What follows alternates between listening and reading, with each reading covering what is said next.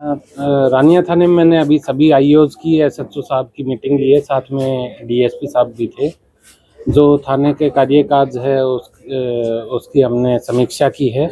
जो ज़रूरी दिशा निर्देश थे आईओज के लिए, एमएचसी के लिए, एसएचओ साहब के लिए, वो सभी पारित किए हैं। प्रत्येक केस का रिव्यू किया गया है, उनको जल्द से जल्द निपटाने के लिए कहा गया है। जो हमारी पेंडिंग दरखास्तें हैं उनको तत्परता से डिस्पोज ऑफ किया जाए, उनके बारे में भी विस्तृत चर्चा हुई है।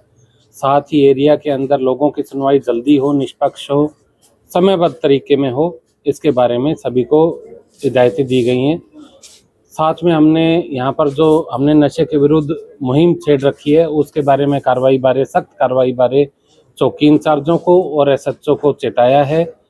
और इसके अलावा भी जो हमारे जो पुराने इसके अंदर संलिप्त है ऐसे काले धंधों में, उनके खिलाफ फ्रेश तरीके से कार्रवाई, पुरजोर कार्रवाई करने के लिए इनको बतलाया गया। सर, पुलिस लगातार कार्रवाई कर रही है, लेकिन फिर भी नशा और क्राइम कम होने की बजाय लगातार बढ़ता ही जा रहा है। नहीं, कम हो रहा है। यदि आप आंकड़ा देखेंगे तो कम हो रहा है। और नशे में जो हमने पकड़े हैं ऑलरेडी मेरे कार्यकाल में 750 से ऊपर तस्करों को अंदर दिया जा चुका है। और जल्द ही हम ये साल पूरा होने से पहले 1000 से ऊपर अपराधियों को अंदर कर देंगे जेल के अंदर। 1000 अपराधियों को अंदर करना कोई छोटी बात नहीं है, और आप इसमें और भी अच्छे परिणाम जल्दी देखेंगे। सर, बड़ा सवाल उठता है कि कहने की पुलिस कार्रवाई करती है, लेकिन जो कानून कहीं ना कहीं ऐसे है कि शाम को फिर जो अपराधी बाहर आ जाता है, छूट कर आ जाता है, तो फिर उससे अपराध जो बढ़ता जा रहा है। नहीं, ऐसा तो नहीं है कि उसी शाम को कोई आ जाए। हाँ, ये मैं ज़रूर कह सकता हूँ कि जहाँ पर जो डिसीजन होता है ऑनरेबल कोर्ट का, वो सभी को मान्य होना चाहिए। वो सब कुछ देखकर ही फैसला देते हैं।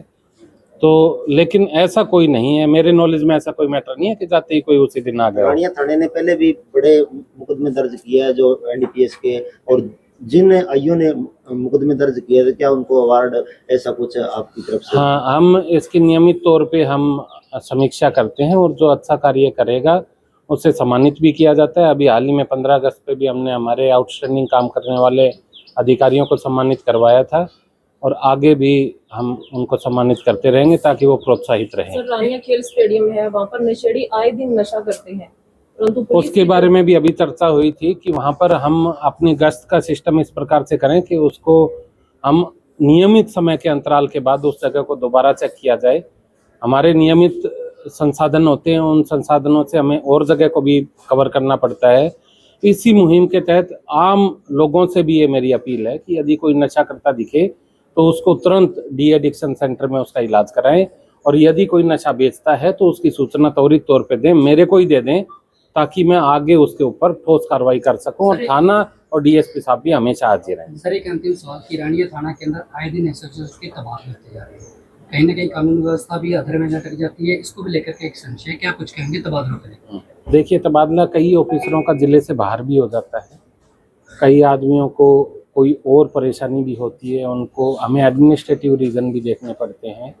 उसके हिसाब से जो हमारे पास बेहतरीन उपलब्ध अधिकारी होता है उसी को हम एसएचओ लगाते हैं।